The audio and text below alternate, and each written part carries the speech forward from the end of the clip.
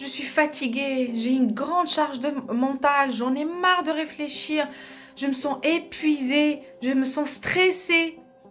Eh oui, t'as compris. Aujourd'hui, on va parler de la sérénité.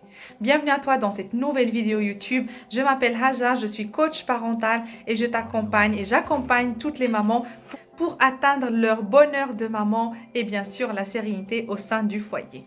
Donc aujourd'hui, on va parler de la sérénité. Avant de commencer, je voulais quand même faire un petit pas sur qu'est-ce que c'est que la sérénité. C'est quoi la sérénité pour toi? Est-ce que la sérénité, c'est le fait de ne pas avoir de problème? Le fait d'être tranquille, cool, tout va bien, il n'y a aucun souci dans ma vie? Non. Pour moi, personnellement, comment je vois la sérénité? Pour moi, la sérénité, ce n'est pas le fait de ne pas avoir de problème. La vie est pleine de défis. On ne peut pas avoir une vie normale, équilibrée, sans défis. C'est obligé. Donc, une vie sans défis, une vie sans problème, une vie soi-disant sereine, c'est-à-dire qu'il n'y a rien qui fait bouger cette vie-là, ce n'est pas possible. Par contre, qu'est-ce que c'est que la sérénité? La sérénité pour moi, c'est le fait de vivre sa vie équilibrée. C'est vivre sa vie avec une cohérence. Qu'est-ce que je veux atteindre? Qu'est-ce que je veux dans ma vie? Comment je la veux cette vie-là? Et je fais toutes les actions, toutes les démarches que je veux pour atteindre ce que je voudrais atteindre et bien sûr l'accepter. Et sur ce chemin-là, je vais avoir une pierre, je vais tomber, je vais m'accroupir, je vais me blesser. Mais le but, c'est d'y arriver. Le but final, c'est d'être heureux sur ce que je veux moi. C'est pas sur ce que m'a tracé la société ou quelqu'un d'autre. Sur ce que je veux moi. C'est ça la sérénité. Et le fait d'être serein, c'est le fait de savoir où tu vas et ce que tu veux. En fait, quand on n'est pas serein, c'est qu'on ne sait pas ce qu'on veut. On est perdu entre les besoins de la société, les besoins de la famille, les besoins du travail, les besoins des autres. Mais nous, on ne sait pas. Quels sont tes besoins? Qu'est-ce que tu voudrais toi? Quand tu trouves ce que tu veux et que tu commences à mettre en place des choses que tu veux, là, tu trouves la sérénité. Donc, comment faire pour trouver la sérénité? Je te propose 4 points pour retrouver la sérénité dans ta vie. Le premier point vers la sérénité ou le premier conseil pour atteindre cette sérénité, c'est de prendre soin de soi. Prendre soin de soi, te donner le temps, faire les choses que tu aimes. Prends soin de toi. Deuxième point, c'est de faire du sport, méditer, respirer. Respire. C'est le deuxième point pour atteindre la sérénité. Troisième point, c'est bien sûr exprimer tes propres sentiments. Quand tu exprimes tes propres sentiments, déjà, tu te sens soulagé. Tu te sens, tu n'as plus ce poids sur les épaules qui pèse lourd et qui fait mal aux épaules. Tu te sens apaisé.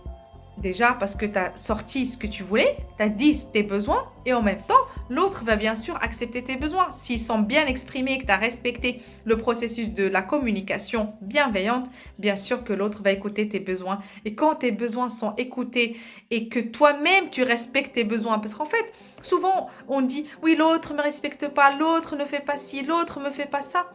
Mais toi, est-ce que tu te donnes du temps? Est-ce que toi, tu respectes tes propres besoins? Tu ne peux pas ne pas respecter tes besoins et demander à l'autre de respecter tes besoins. Ce n'est pas possible. C'est pour ça que j'ai dit tout à l'heure, la sérénité, c'est le fait d'être équilibré, d'être en cohérence avec toi-même. Et bien sûr, le quatrième point qui est super important et c'est un travail, c'est un chemin de vie, c'est chercher le pourquoi du comment. Chercher le pourquoi de chaque action que tu fais. Tu fais du sport? Pourquoi tu fais ce sport-là? Tu éduques tes enfants ou tu as choisi d'être une femme au foyer?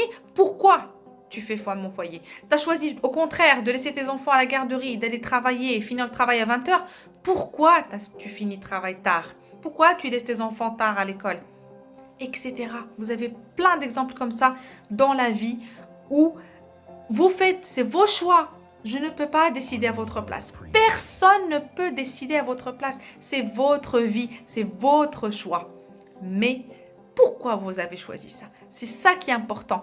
Pourquoi je vous dis ça en fait? Parce que j'ai remarqué et j'ai constaté dans les accompagnements, chez les mamans que j'accompagne, et souvent c'est des mamans qui ont quand même une certaine expérience, qui ont un certain âge, c'est-à-dire plus de 40 ans, plus de 45 ans. Leurs enfants commencent à être des ados, à être des adultes. Et là, il y a un petit regret. Il y a un regret qui est là. Ah, j'ai dû faire ça, j'aurais dû. Pourquoi j'aurais dû? Parce qu'en fait, elles étaient dans la routine, elles étaient prises dans l'automatique de la vie. On mange, on dort, les enfants, l'école, machin. Et en fait, on réfléchit pas, on se pose pas, on se connaît pas. Tu ne te connais pas. Qui tu es? Quelle maman tu veux être? Comment tu veux éduquer ces enfants-là? C'est primordial ce que je vous dis. Ça peut sembler banal comme ça, mais c'est la base. C'est la base de la vie. Si tu ne sais pas qui tu es, ce que tu veux, quel enfant tu veux, quelle maman tu veux être, tu vas regretter plus tard. Tu vas le regretter. Plus tard, tu vas dire, j'aurais dû, pourquoi j'ai pas fait ci, pourquoi j'ai fait pas ça, pourquoi j'ai pas fait ça. Alors que maintenant, si tu prends les choses en main, si tu décides d'être toi-même, si tu fais les choses avec conscience et que tu sais à l'intérieur de toi pourquoi tu fais les choses, eh ben, tu vas les accepter parce que c'est ton choix. Et plus tard, tu vas dire, bah oui, c'était ma vie, c'était comme ça, je voulais que ça soit comme ça.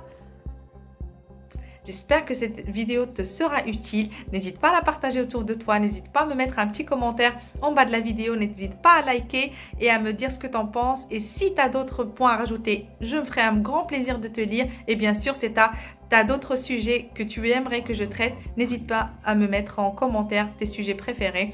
Je te dis à très bientôt. Prends soin de toi et prends soin de tes enfants.